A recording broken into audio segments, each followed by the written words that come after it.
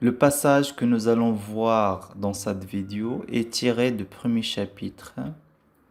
Ce passage allant de mon père rassasié, but une gorgée, jusqu'à sans connaissance. Donc ce passage se situe à la fin du premier chapitre. Commençons par la situation du passage. Donc, pendant la journée, Lalla Zoubida a eu une altération. Donc, altération, ça veut dire querelle ou bien dispute avec Rahma. Dans ce passage, il raconte à son mari, Ma'alem al-Islam, la cause de leur désaccord. Alors, qu'a révélé Lalla Zoubida à son mari au début de ce passage?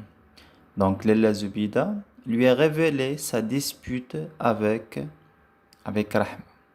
Donc, d'après Zobida, bien d'après Lalla Zobida, quelle en est la cause? Bien sûr, la cause de cette dispute. Donc, Rahma a souillé ou bien taché son linge propre avec ses guenilles qui sentent les tables. Bien sûr, en choisissant le jour du lundi. Alors, en quoi le lundi est-il un jour important pour Lalla Zobida? Donc, on peut dire que le lundi, c'est son jour de lessive. On remarque que dans ce passage, il y a une nouvelle dispute ou bien querelle qui s'est déclenchée. Alors, quel en est le motif ou bien la raison de cette nouvelle querelle? Donc, on peut dire que la nouvelle querelle s'est déclenchée quand Rahma a entendu des insultes de la part de Lalla Zubida, en l'occurrence le mot pouilleuse. Donc pouilleuse, c'est un terme qui est péjoratif, qui désigne une femme qui a des poux. Donc maintenant, on va relever les termes dépréciatifs ou bien péjoratifs qualifiant Rahma. Donc là, Lalla Zubida a utilisé trois termes qui sont dépréciatifs ou bien péjoratifs. Donc nous avons la gueuse, dégoûtante créature et la pouilleuse. Donc pour qualifier les vêtements de Rahma, Lalla Zubida a utilisé des termes péjoratifs à la place du mot vêtement. Alors, lesquels? Donc là, nous avons guenille et haillon. Dans ce passage, nous avons l'intervention des hommes, bien sûr, pour calmer la situation. Alors, qu'est-ce qui montre que l'intervention des hommes, pour calmer bien sûr la situation, n'a fait qu'exacerber le conflit, c'est-à-dire aggraver la situation. Donc là, on peut dégager la phrase suivante, mais ces sages conseils les exciter davantage. Donc le pronom les remplace les deux, ou bien désigne les deux femmes. Alors, qu'est-il arrivé au narrateur à la fin de ce passage? Donc, on va dire que le narrateur s'est évanoui. Donc, comme l'indique la phrase suivante, j'ai croulé aux pieds de ma mère sans connaissance. C'est-à-dire que le narrateur a perdu connaissance.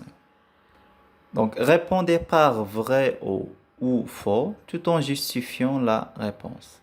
Donc, les protagonistes se comportent de manière civilisée et respectueuse pendant la dispute. Donc, les protagonistes, là, c'est Lalla Zubida et Rahma. Donc là, c'est une affirmation qui est totalement fausse. Donc, on peut dégager de passage ce qui montre le contraire. Exemple, il fallait que cette pouilleuse, donc là, l'emploi d'un terme péjoratif, des vociférations, crachait des injures, s'arrachait les cheveux. Donc à partir de ces éléments, on peut dire que les protagonistes ne se comportent pas de manière civilisée et respectueuse. Donc deuxième phrase, les voisins tentent de résoudre le conflit en conseillant aux femmes de maudire Satan. Donc là, c'est une affirmation qui est vraie. Donc justification. Les hommes de leur voix grave les exhortaient au calme, insister pour qu'elle maudisse solennellement Satan. La dispute entre les deux femmes est bruyante et attire l'attention des autres habitants du quartier. Donc cette affirmation est vraie.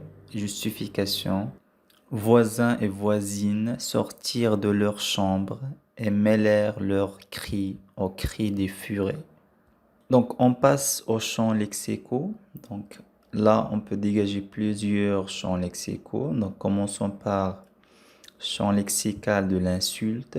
Donc on peut dégager les éléments suivants ou bien les mots suivants. Pouilleuse, gueuse, dégoûtante créature et haillon. Nous avons aussi bruit et mouvement. Donc bien sûr le bruit et mouvement c'est en relation avec la dispute. Donc cri aigu, vocifération, descend, tempête, gesticuler, contorsion, s'arracher les cheveux. Bien sûr, ces deux champs lexicaux, c'est en relation avec la querelle ou bien la dispute. Donc, on passe à un autre champ lexical. Donc, là, on peut parler de le champ lexical de la saleté. Donc, nous avons souillé, guenille, pouilleuse. Et on peut dégager la phrase suivante. Elle garde ses vêtements 3 mois. Passons à l'étude des figures de style. Donc, nous avons l'emploi de la périphrase. Donc, nous avons 2 exemples. Mais avec la gueuse du premier étage. Et deuxième exemple, la femme du fabricant de charrues. Donc, la périphrase consiste à exprimer par un groupe de mots une notion qu'un seul mot pourrait désigner. Ou bien faire comprendre un mot sans le nommer directement, d'accord? Donc là, ces 2 périphrases désignent bien sûr Rahma. Donc on peut dire qu'à travers la périphrase, Lalla Zoubida évite de nommer directement Rahma. Donc en utilisant ces périphrases, donc elle la dévalorise. Bien sûr, la périphrase peut avoir plusieurs utilisations et cela dépend du contexte. On passe maintenant à la gradation. L'exemple, c'était une tempête, un tremblement de terre, le déchaînement des forces obscures, l'écroulement du monde. Donc là, bien sûr, on a déjà expliqué la gradation. Donc l'utilisation de cette figure de style renforce l'idée que la dispute entre les deux femmes a atteint un niveau de violence et de désordre extrême. Donc là, on peut parler aussi de l'hyperbole et aussi bien sûr de la métaphore. Car l'utilisation des mots tempête, tremblement de terre, etc., c'est pour qualifier le bruit. Bien sûr, le bruit de la dispute. Donc, on passe à l'antithèse dans la phrase suivante. Les hommes, de leur voix grave, les exhortaient au calme, insistaient pour qu'elles maudissent solennellement Satan. Mais ces sages conseils les excitaient davantage. Donc, généralement, l'antithèse, on a 2 mots qui sont opposés ou bien contradictoires, et les 2 mots ont la même nature, parfois la même fonction, etc. Mais là, on a normalement une opposition entre 2 idées, d'accord? C'est le fait d'exhorter les 2 femmes au calme et les exciter davantage, d'accord? Il y a une opposition au niveau de 2 idées. Et cette antithèse souligne l'inefficacité des hommes pour gérer ou bien calmer la situation. Donc, on peut dégager aussi l'énumération. Donc, chacune des antagonistes penchait hors de sa fenêtre, gesticulait dans le vide, crachait des injures que personne ne comprenait, s'arrachait les cheveux. Donc, le narrateur énumère une suite d'actions pour dépeindre l'agitation et la colère des 2 femmes. On passe à l'hyperbole dans l'exemple suivant. Les sanglots m'étouffèrent, Donc cette hyperbole donne l'impression que les émotions du narrateur sont si fortes que la dispute a eu un effet négatif sur, bien sûr, sur lui ou bien sur Sidi Mohammed. Donc on passe à ce qu'on appelle l'anaphorisation, ou bien les procédés de reprise. Donc la relevée du texte, les mots qui reprennent Rahma et la Zubida. Donc là, on peut dégager ce qu'on appelle des anaphores grammaticales et lexicales. Donc nous avons l'antagoniste, euh, le pronom personnel complément les, comme on a dans l'exemple suivant, les exciter davantage. Nous avons les furets, donc furets, ça veut dire ce sont deux femmes qui sont méchantes. Et le pronom personnel sujet, elle. Comme dans l'exemple suivant, elle faisait d'étranges contorsions. On passe aux questions de réaction. Donc, pensez-vous que la Zubida agit autrement qu'il parle?